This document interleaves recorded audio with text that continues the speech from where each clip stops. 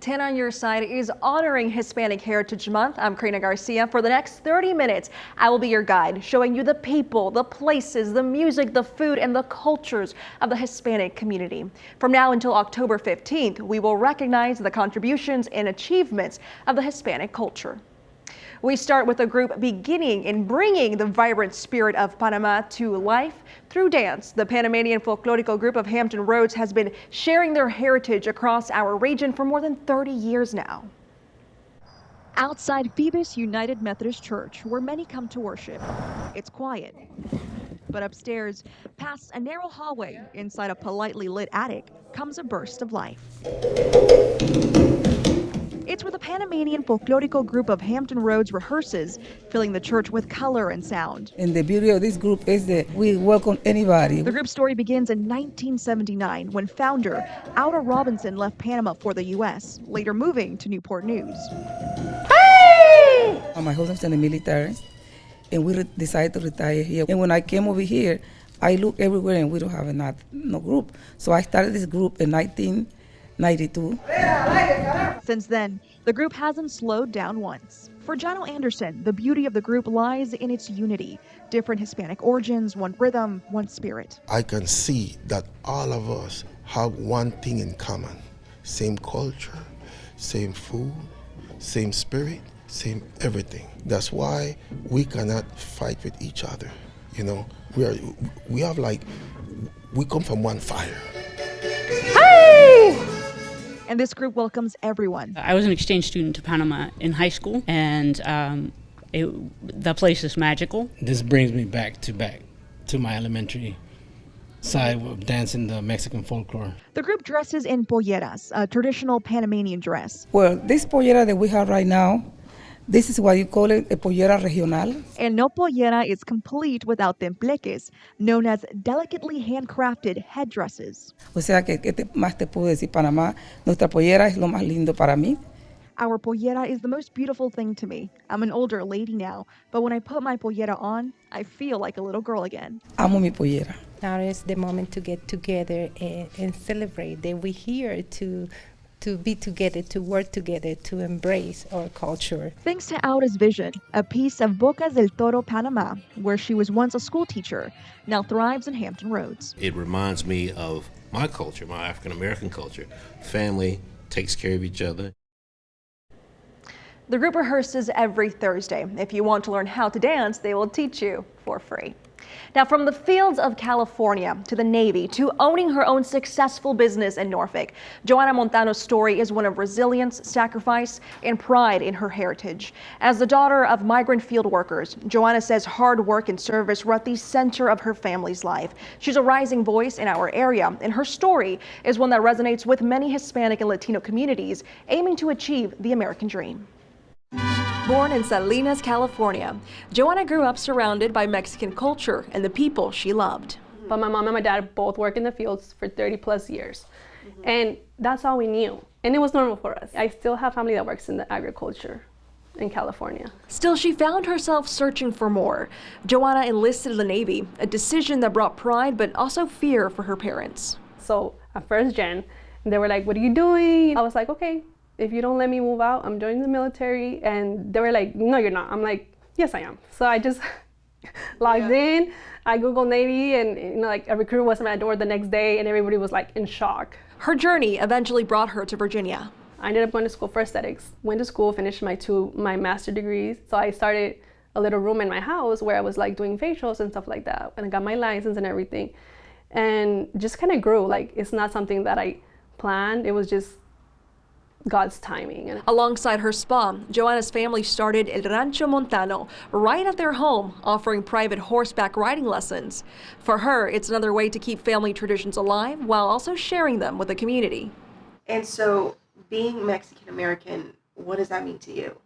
How do you balance both, especially in today's climate? It's hard. Sometimes I feel like I'm in between, like I'm not Mexican enough for people in Mexico, and for Americans, I'm not American enough.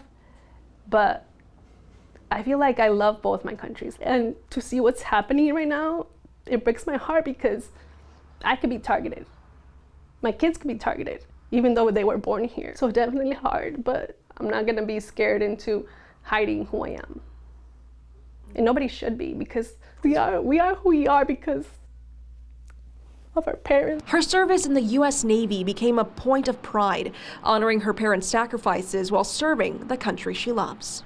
And slowly but surely, it's been 10 years. So, and I get to do both. I get to do military, which I love to wear my uniform. I love to go and serve my country, and I get to also make people feel good in their skin. So I get the best of both worlds. And today, Joanna is one of the many growing Hispanic voices in our community. She's a proud Mexican-American, Navy veteran, mother of 3, and a successful Norfolk business owner. Her spa serves more than 100 clients, and her family provides horseback riding lessons. She tells me it's a dream built on the sacrifices of the generation before her. If you are interested in knowing more, we have all that information over on wavy.com. Well, it's a celebration filled with music, dancing, and traditions. But behind the glitz and the glamour, a quinceañera carries deep cultural and personal meaning. Alexia Serrata shows us why this milestone event is so significant for many Hispanic families.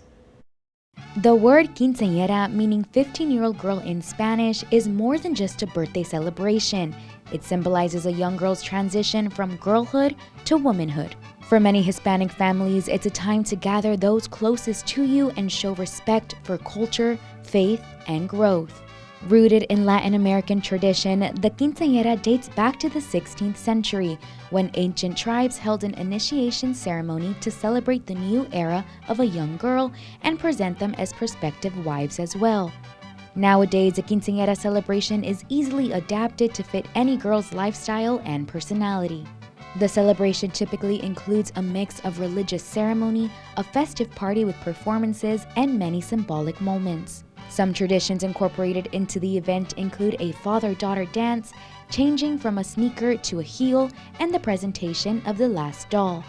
Quinceañera coordinator Vanessa Martinez says this celebration requires a team effort. You need at least 8 to 10 vendors just to put it together, because not one vendor can do it all. And so the price point for a quinceañera that I've seen is in the thousands. That's why you want to plan 2 years in advance. And again, being Hispanic, being Latina, families want to get together. And if you give them time in advance, they will be able to pitch in, and they look forward to pitching in. Preparations can take years.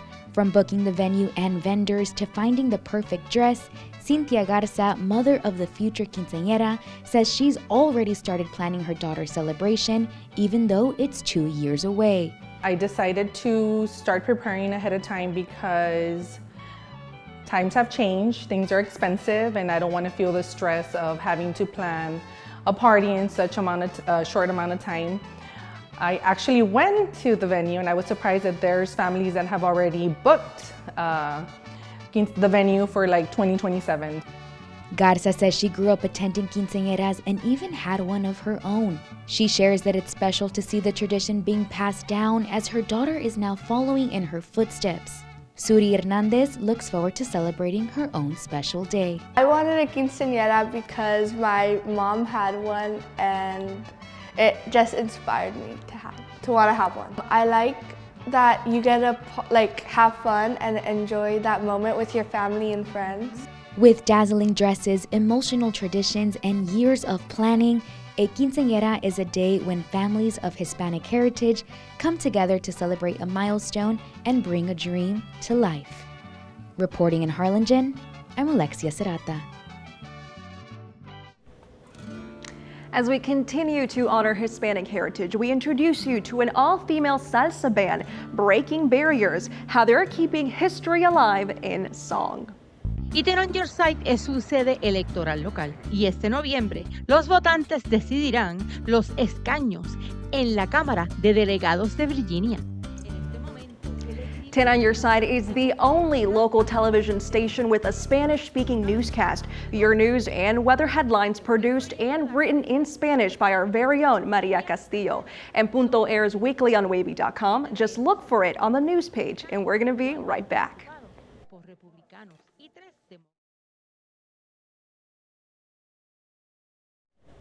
Music is said to be a universal language. Even if you don't understand the words, the notes can speak to your soul. A salsa band in San Diego is reviving history one lyric at a time. And as Dominique Levine explains, this one-girl band, this all-girl band as is breaking barriers. You can feel the excitement building right before a show starts. Is everybody ready? I felt the music through to my toes, and I didn't know how to dance it, but my body wanted to move. And this band,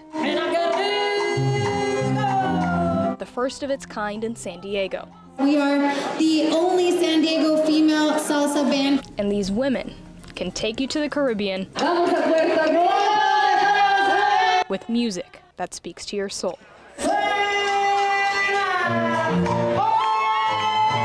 I want to hear what an instrument sounds like when it's being played by a woman, which is no difference, right? This all-female performance breaking barriers in San Diego and giving you a front row look into history. They talk about the history and political things that are happening in Puerto Rico. So by the lyrics, you learn history. Salsa music originated in New York in the 1960s with influence from Puerto Rican and Cuban cultures after a mass movement of Puerto Ricans migrated to the city in the 1950s. There was not many options besides agriculture, very few jobs, and it was not progressing much in the island. A song like this may sound like a celebration, but carries a deeper meaning.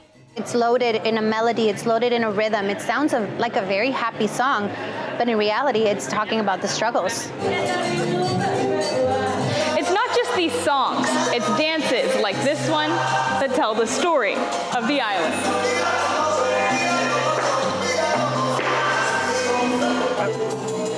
This move right here. I love the soul that it has. Each movement calls back to the African roots connected to the Caribbean. It's nice to get them to understand like the depth of the music, as well as like surface level. Okay, well, what are the moves? But also, why are we doing those moves and where do those moves come from? And Serena Cuevas, the owner of Deseo Studios, says the dance and the sound connects Puerto Ricans no matter where they live.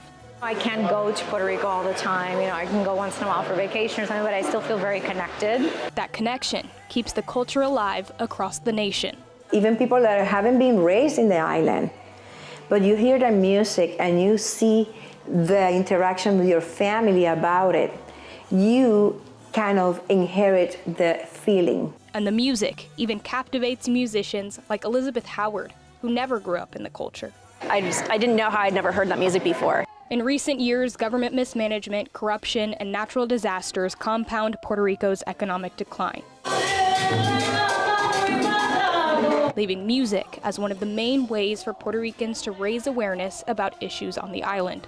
To sing in salsa, to sing in Spanish, is to be seen. And I want to be seen, and I want to represent. And fueled by that sound, there's a renewed movement for Puerto Ricans living in the States to reclaim the culture. It's meant to live on so people know the history, so people sing the history, so people dance the history. With each performance, these women make sure the rhythm won't stop here.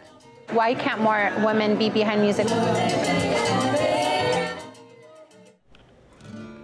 From humble beginnings, one local family says they used hard work and prayer to create a successful Mexican restaurant.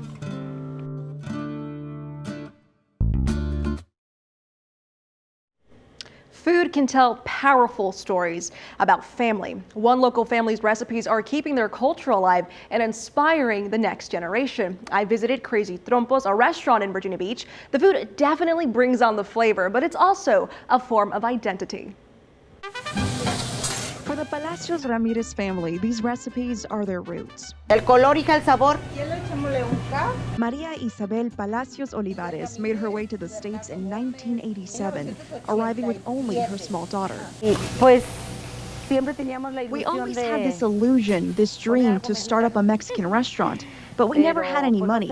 It wasn't until 2020 when my daughter and I decided it's either now or never. They took a risk, investing all the money they had into a small food truck. There's a saying in Mexico that goes, there's no such thing as a bad taco if you have good salsa. And I make very good salsa, she tells me. Soy muy buena para hacer salsas. She brought her family from Mexico to Virginia, holding tightly onto her tasty traditions. What started as a humble endeavor has now grown into a restaurant filled with the taste of home, complete with a special ingredient, love. Mango. Her grandson Victor Ramirez, just 19 years old, is spicing things up too. You know, I want to expand the business. I really think we have like one of the best tacos around the spot. He's a first-generation student studying business at Tidewater Community College, with plans to transfer to Old Dominion eventually, but his future is also spinning right here. His family's food is both a legacy and a promise for tomorrow. There is a lot of pressure, I'll be honest. I do want to be like the first in my family to graduate. I want to make them proud, you know. They sacrificed their life in Mexico for, you know, my generation, and, you know, I just want to be able to live up to it. But Victor's challenge, You know, we're not all criminals. is the clash between pride and the political climate. I'm proud to be Mexican, you know, because we're going through a tough time right now. It's like a hard topic to talk about, but it kind of makes me mad that I can't express myself and talk Spanish around certain people just because people don't like that. They're trying to, you know, kick us out. So I really do want to expand this place. And so his family chooses to shine through tradition. And so I asked Abuela Palacios, is everything here made with your own recipes? And she says, Todo. Wow. Todo. Bendito sea Dios. Todo. Their story, much like their food, is layered, seasoned with sacrifice and hard work. Victor says one day he hopes Crazy Trompos becomes a household name in our area. It's a slice of Mexico thriving in Virginia Beach. They also cater private events, and we have all that information that you need to know on wavy.com. Well, time to talk about more food as our Hispanic Heritage Special continues. Find out what inspires a chef to come up with some unique dishes.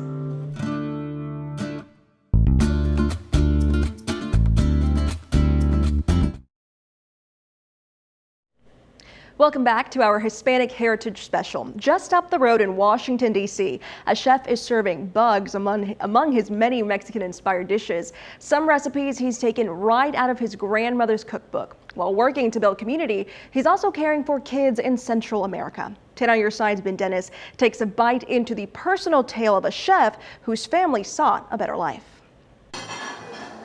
The beloved workweek lunch hour has begun. Napkins are folded, tables are set, and thick blue corn tortilla chips with dips emerge from the kitchen. But Christian Irabian isn't dressing the bowl of mangoes and plums with the green garnish. No, he's meticulously laying a sampling of an everyday order of red agave worms. Yep, worms. They're not moving. They're not moving. This DC chef is playing with his food, but in a way his grandmother would be proud of. There's some people that are like, oh my God, what does it look like? Can you, we want to see it, and then they order and they're like, no, no, no. Irabian's trips to Mexico are to learn and work with locals to create back in DC. From mezcal to, yes, culinary creepy crawlies. In Oaxaca, we work with a lot of mezcaleros that are typically and largely from Zapotec communities, and part of their everyday diets is everything that's in the field. I'm not afraid of anything. And with that, my first protein-packed bite of grasshoppers. All right, let's bug out. On a bed of avocado. I sat down with Chef Christian to not only showcase his vision of Mexican cuisine at Emparo Fondita, but to peel back his personal story. One that began in Chihuahua, Mexico, and inside his grandparents' kitchen. I was around my grandmother's kitchen constantly. I mean, it was sort of the heart of the home. The figurative road leading to his restaurant in DuPont Circle began at 11 years old and out of the Mexican peso crisis of the early 1990s. Sugar, which is what my grandfather built his life on, got taken by the government. So at that point, my grandfather loses his industry. Whatever money had been built up is worth almost nothing.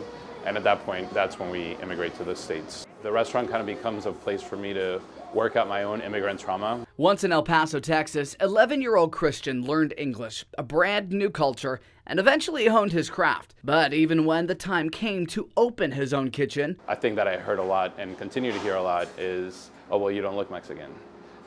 When we were raising funds, a lot of things that I heard were, you should definitely try to have somebody that looks more Mexican when you're raising funds, or you should try speaking with a thicker accent. It's his determination to succeed and connect with his own community that also serves as a chance to teach what Mexico is made of. I think it is very much put in a box of, tacos, quesadillas, desert cactus, and tequila, when in reality it's full of like cosmopolitan cities, a lot of art, a lot of history and culture for sure. Though Amparo Fondita's menu may change every 3 or 4 months, Hispanic Heritage Month brings about a so-called fan favorite. This is the chile en nogada, the celebratory Mexican independence dish. Showcasing the green, white, and red colors of the Mexican flag, and inside, a touch of abuela. It's my grandmother's picadillo, which is the ground beef mix inside, that she made for Christmas every year. A dish to portray celebration at a time Chef Ira Bien recognizes as fraught with social division. He hopes food gives others like him a leg up.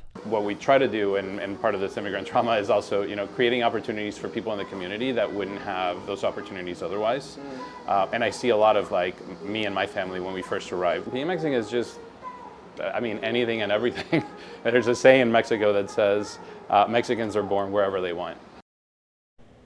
That was Ben Dennis reporting. Chef Ira Bien is also marking Hispanic Heritage Month with a fundraiser for a culinary program in Mexico to help young people living in poverty with mentors, landing internships, and launching potential careers in food and hospitality. So that wraps up our special report celebrating Hispanic Heritage Month. Our coverage continues online on wavy.com. Just look for the Hispanic Heritage page with dozens of stories honoring the community and the culture. From all of us here at Wavy TV 10, thanks for watching. Que tengan un buen día.